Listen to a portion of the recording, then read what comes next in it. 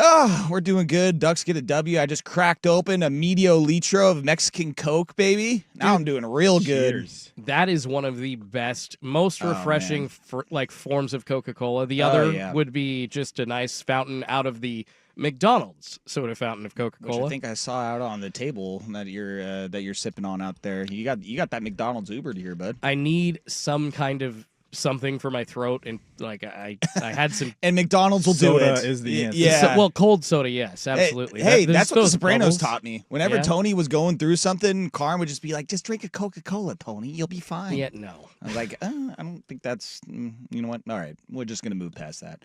But a medio litro that will solve Refreshing. all your problems. Okay. Yeah, there was something in that just in this game. I felt like there was a moment that the Ducks could have put this away, and it was that second to last offensive drive that they had, where these are the moments where, listen, these guys, these coordinators, they're much smarter than I. They're much more knowledgeable about football.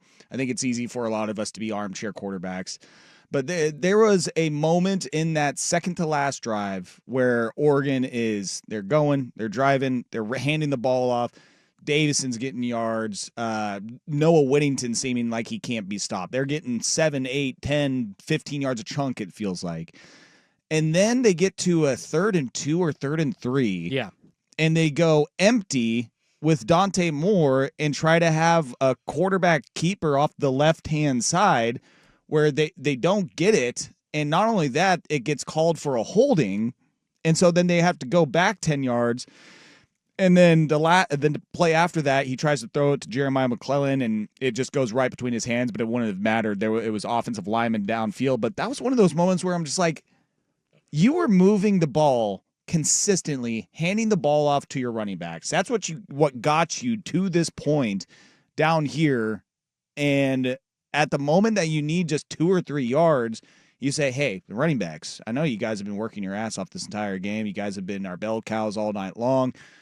How about this? We'll go empty, and we'll have Dante Moore do a little quarterback boot keeper off to the left-hand side. They'll never see it coming. And sure enough, they got stopped. And on top of that, an offensive holding call, which, you can call on any play, but that play did not work. And it backed them up, backed them out of field goal range, especially after the ineligible man downfield. That was one of those moments that scratched my head where I'm just like, why did you stop feeding your guys that got you here? Especially Noah with the game he was having. He was turning his legs on that drive specifically. He could not, it seemed like after first contact, he was getting another 5, 6, 7 yards. That really made me scratch my head like, what are we doing here? Well, I think that draw play worked at another point in the game, so Will Stein was just trying it again, just going back to something that he saw had success and trying to get more involved, because if the quarterback's out there running, you got to leave a guy on the defense to spy, and that then becomes basically almost an 11v10 matchup, on the defense there. So I understand why he's doing it, but he didn't have success. And I agree. There's another couple of points, like during the game, I talked about the first series where I did not like the scripted plan to go 3 passes on 3 downs in a row and go 3 and out. It just didn't make me comfortable. Didn't give me comfort as a fan that I think that our offensive coordinator came in today knowing what he's doing. So I'm that's a big toss at him. I'm not trying to throw a bunch of mud. Well, this is what I say. It's just frustrating to see. These guys are a lot smarter. They know what they're doing. The calling plays right there. But when we're at home watching it, but is there not a feeling of the flow on the sideline? I'll read you the runs that happened on that drive. First play of that drive, 9 yards, Noah Whittington. Next play, 8 yards, Noah Whittington. 11 yards, De'Ara Hill the next play. 12 yards, Jordan Davison the next play. 4 yards, De'Ara Hill. 4 yards, Davison. And then you decide to do the Dante Moore keeper.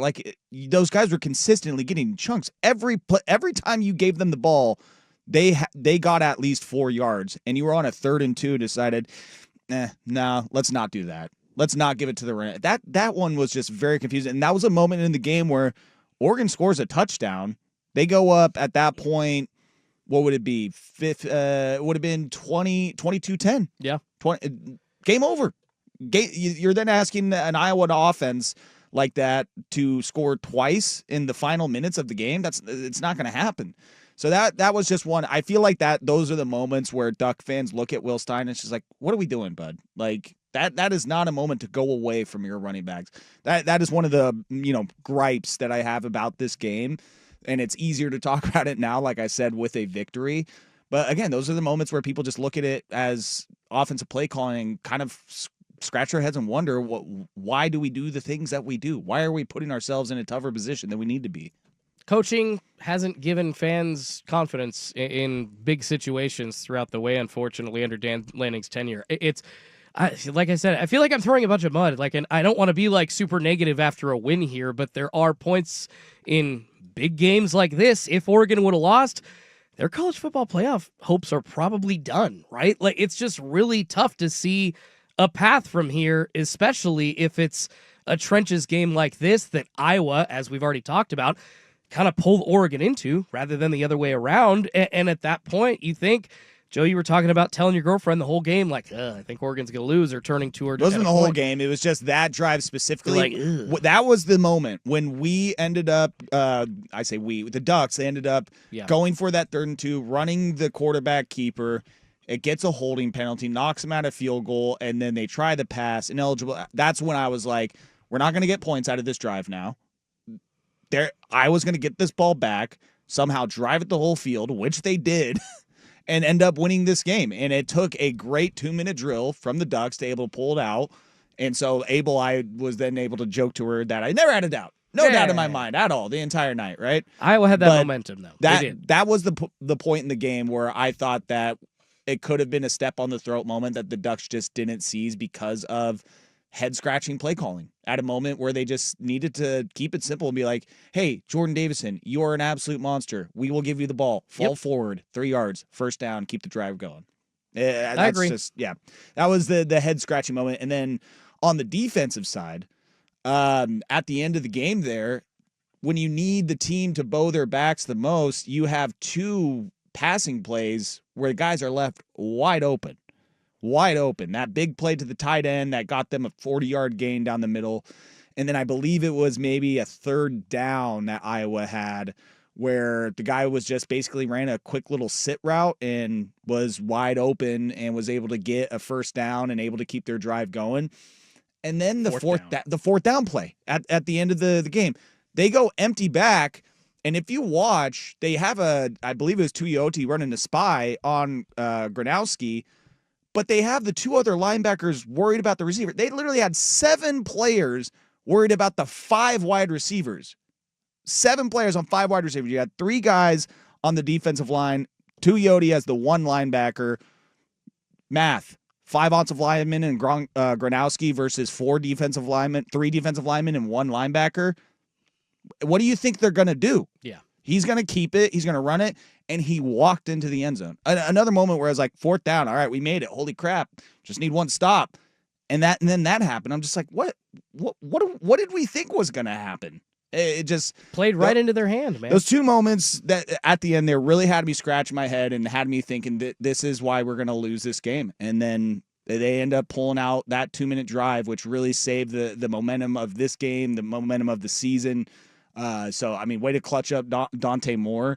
Even that drive a little bit was like starting off a little bit lackadaisical, and then they hit that big pass from Malik Benson and it completely changed the trajectory of that drive.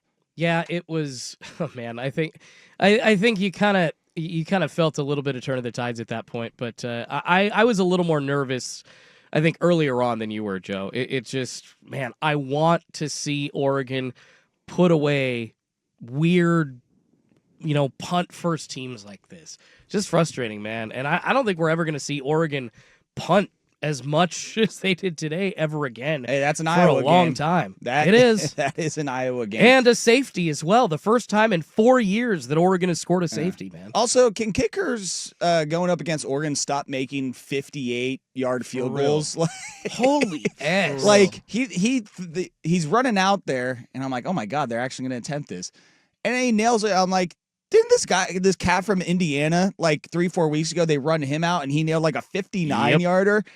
And what had me thinking, too, I was like, we have these opponents nailing 59-yard field goals, 58-yard field goals. And here we are just crossing our fingers, hoping Atticus can make 35 to 45-yard field goals. And he ended up clutching up today.